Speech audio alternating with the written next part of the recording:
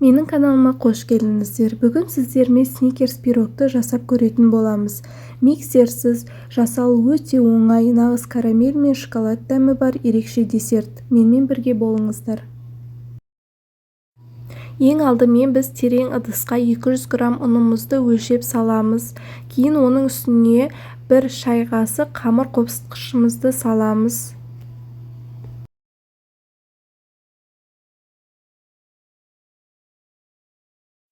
Енді 4 ас қасық какао ұнтағын саламыз.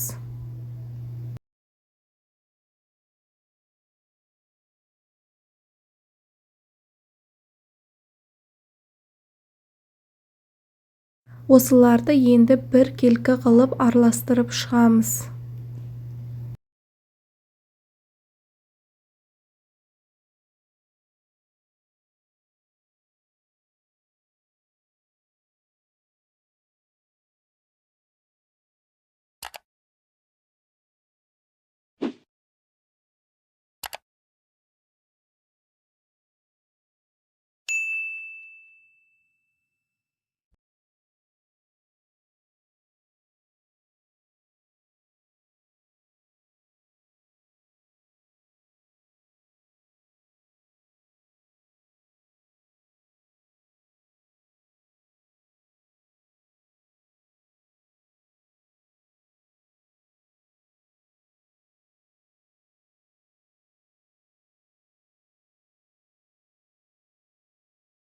Жақсылап араластырып болғаннан кейін үстіне біз 60 грамм қантымызды саламыз да оны да жақсылап араластырамыз.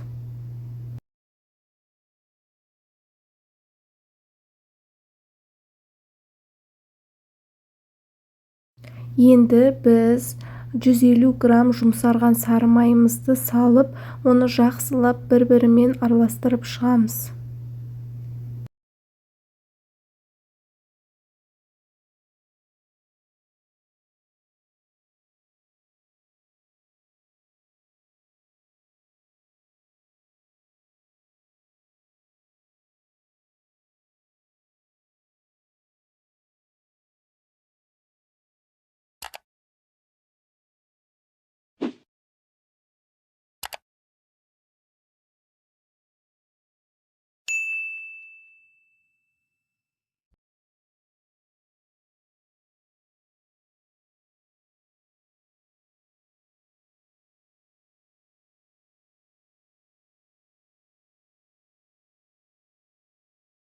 Жұмсарған сары майымызды қосқанда бізде осындай болып шығуы керек.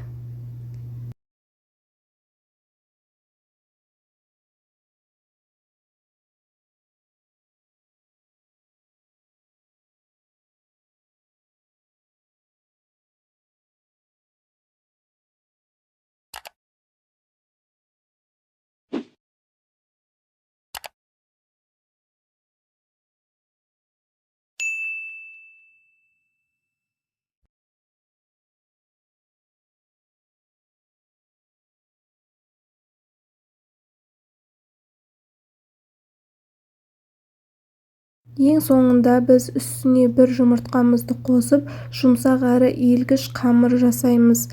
Ол бізде қамыр тым қатты болмау керек, сонда пирог ауызда еритін болады.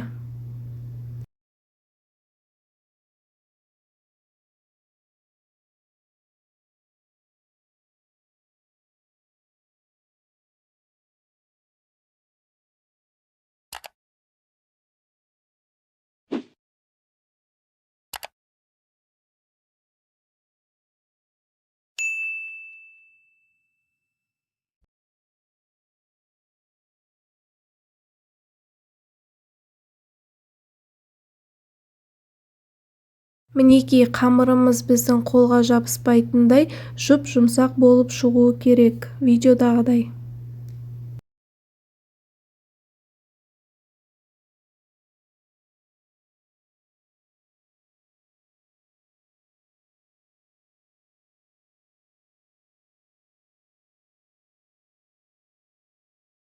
Формамызды кішкене майлап шығамыз.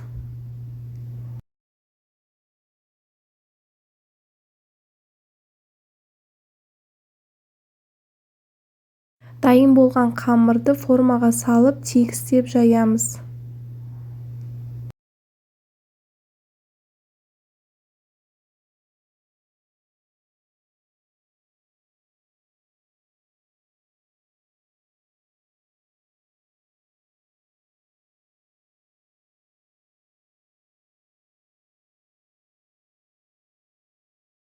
Қамырды формаға салып тегістеп жайып шыққаннан кейін вилканың көмегімен осылай қамырдың үстін басып шығамыз. Сонда бізде қамырымыз піскен кезде біркелкі болып шығады.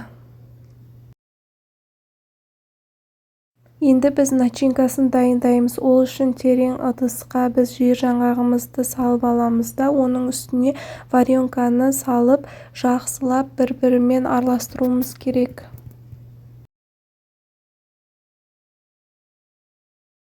Вареная сгущенка бізде 400 грамм, яғни 1 банка, немесе біздің формамыз үлкен болса, оған 2 банка қоссақ болады, ал жер жаңғақ 50 немесе 70 грамм қосамыз.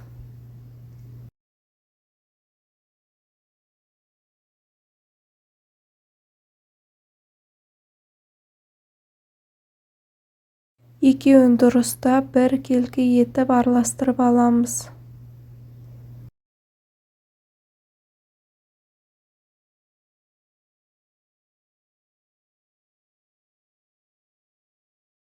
Осы тәтті қоспаны енді қамырдың үстіне біркелкі етіп жағамыз. Бұл пирогтың жүрегі, нағыз сникерстің дәмі осы арада жасалады.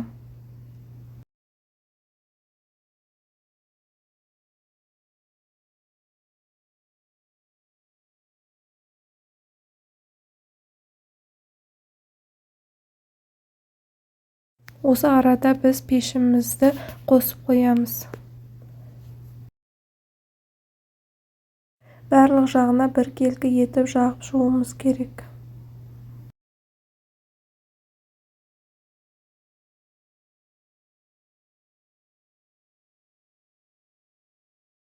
Енді пирогты алдын ала қыздырылған пешке 160-180 градусқа салып 30 минуттай пісіреміз. Дайын болған соң біздің пирог, оны сәл суытып алуымыз керек. Одан кейін ғана үстіне глазур құюға көшеміз. Ендігі кезекте біз глазурды жасайтын боламыз. Ол үшін шоколад пен сары майды баяу отта немесе бу үстінде ерітеміз. Бізге сары май 50 грамм және шоколад 90 грамм керек.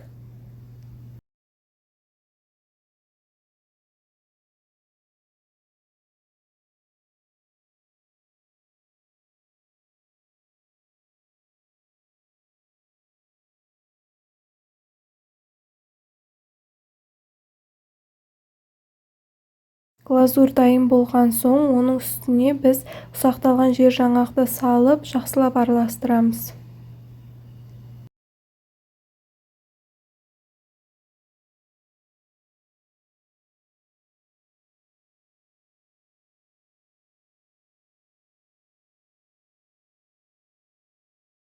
Пирог суығаннан кейін, глазур дайын болғаннан кейін біз пирогтың үстіне құямыз осылай.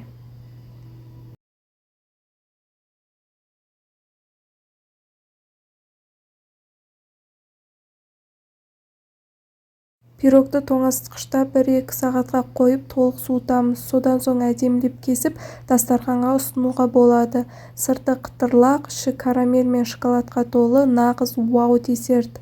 Бұл миксерсіз керемет нәтиже. Кішкентайлар да үлкендер де сүйсініп жейді.